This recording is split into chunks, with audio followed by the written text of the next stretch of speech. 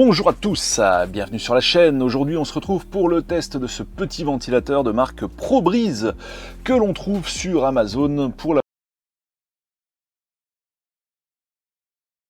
modique somme de 19,99 €.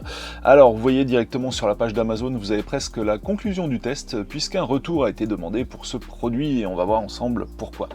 Alors ici on va commencer par regarder un petit peu à quoi ça ressemble. Alors on va trouver ici la prise électrique qui va alimenter le ventilateur. Côté contrôle, et on va avoir l'occasion d'en reparler, ça se trouve à l'arrière du ventilateur.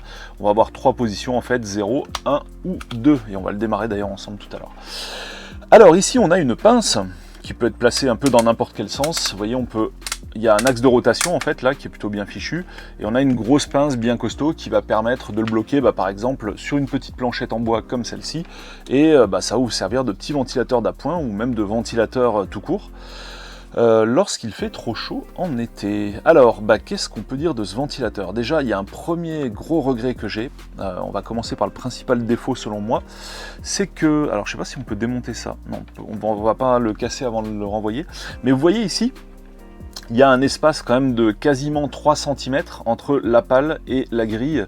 Donc ce qui veut dire que concrètement, l'élément actif, les pales auraient pu être beaucoup plus larges par rapport à cet encombrement. Donc ça c'est dommage parce que finalement on va perdre de la puissance de ventilation.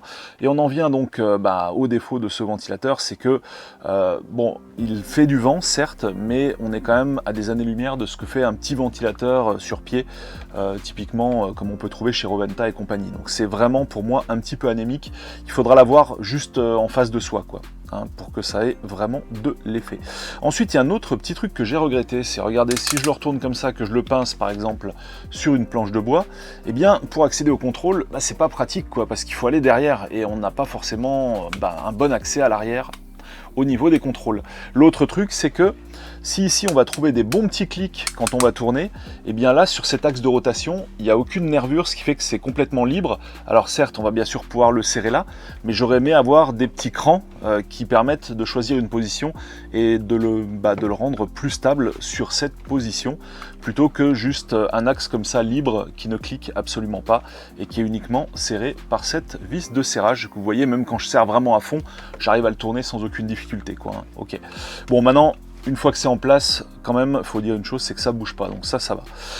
Ensuite, on a fait globalement le tour des principales choses que j'avais à dire. Pour moi, déjà il y a un problème de puissance, de ventilation, j'attendais quand même plus.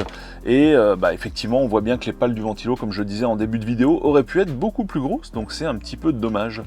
Mais ça peut quand même dépanner comme ventilateur d'appoint, certes, mais au final, dans mon cas, même si j'avais parfaitement l'emplacement pour le positionner, et bien finalement je suis revenu à l'original, c'est-à-dire un ventilateur sur pied Roventa qui prend plus de place sur le bureau mais qui se montre plus efficace et donc que je préfère utiliser au quotidien. Voilà pour ce petit test, n'hésitez pas à votre tour à me dire ce que vous en avez pensé si vous l'utilisez par le biais des commentaires. Salut à tous.